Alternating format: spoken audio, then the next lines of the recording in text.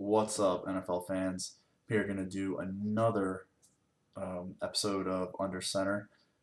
It's all about the quarterback because we know the NFL now, more so than ever, is a quarterback driven league. And you either have one, you don't, you either, or you're on the fence about the one you have. It's a week to week league. It's a season to season thing. You're only as good as your last snap, as your last game, and your last season. So here I'm gonna just do divisions. Last episode I did, which was the first one, I put two divisions into one video just to do like a sort of a rough draft to see how it go. I figure to make it more concise, more condensed video, not so long-winded. Do one division per video, see how you guys like it. Again, I always appreciate your comments, your feedback, whether it's negative or positive. It's all good. I appreciate it nonetheless. So here I'm going to do the NFC North, a division where there is the elite of the elite, and then a team with a myriad of questions at quarterback, maybe even two now. But obviously, when I talk about the elite of the elite, it's Aaron Rodgers in Green Bay. Pretty much the consensus number one quarterback in the league. Fundamentally, skill wise, he doesn't possess the elite size, but I think that's kind of overblown and over dramatized in a lot of ways. The guy plays with the ultimate chip on his shoulder. He can make all the throws. He can extend plays with his legs. Uh, he hasn't been beat up. He's an excellent leader. He's everything that teams look for in a quarterback in terms of he can win you games with his arm. He is a definite game winner, and he makes guys look good. I mean, Jared Boykin is a classic example. 8 catches, 111 yards or something like that. He not taking anything away from him, but the guy throwing the ball definitely helps receivers. Now on to another team that sort of has the next best position in terms of quarterback in that division, and that's Matthew Stafford in Detroit. I would have went in another direction just last week, but man, quarterback is such a fluid situation, and you only have one, and when you lose that one, it's devastating. It's a situation where it'll it'll end your season. So on to the Matthew Stafford. He is still a very young guy, even though he's been in the league for 4 or 5 years now. He's been you know durable as of late. Has all the ability in the world. Arguably the strongest arm in the NFL. Definitely needs another receiver opposite Calvin Johnson. Organization recently reinvested in Stafford, gave him a contract extension. Feel like they could put a little bit more around him. I mean, Joseph Foria is definitely a wonderful find for them. The quarterbacks love tight ends, especially those big tight ends who can not just check down, but they're just such mismatch problems nowadays because they're so big and they're elite athletes too. They're not just big stiffs anymore. A running back also might help, a guy who's more of a runner, not so much a pass receiver, third down style running back. Reggie Bush, I think, is more of that ilk, but Matthew Stafford's definitely a guy, if he could just put it together a little bit more in terms of consistency, has all the ability in the world to be an elite quarterback in the NFL, and he's still very young.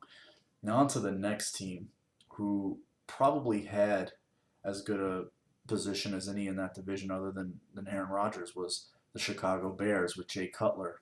But like I said, injuries happen, and when you lose your quarterback, it is a tough deal. But McCown came in and played very, very well. But the issue here is Cutler's on a contract year. Do they franchise him for a 1 year? That creates a rift between him and the organization because he's not going to want that at his age. He's over 30. He's going to want that long-term deal, that security. You want to know, and you want your team to know, and your team wants to know, I'm the guy. I'm the guy going forward. There are no questions about that. And the way the sports media is nowadays, you know that they're just going to hammer that issue the whole season, before, during, and after. With Jay Cutler, is it your guy? You're not your guy. It'll be a big mess.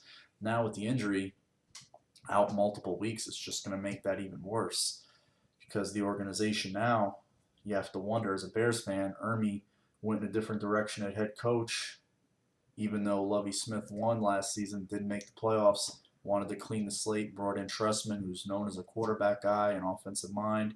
Are they going to want to start fresh with their own quarterback next year? I mean, I think even as a Bears fan, you'd want to see them take a quarterback, just somebody to develop behind Cutler, even if they kept him. But now the emphasis, I think, even heightens more in terms of them getting a quarterback. Either way, that's going to be a very interesting situation because however it plays out, Cutler hits the open market, somebody's going to sign him. There's going to be a team out there that will sign Jay Cutler to be their starting quarterback if it's not the Chicago Bears. And if obviously the Bears choose to keep him, he's going to be their starting quarterback.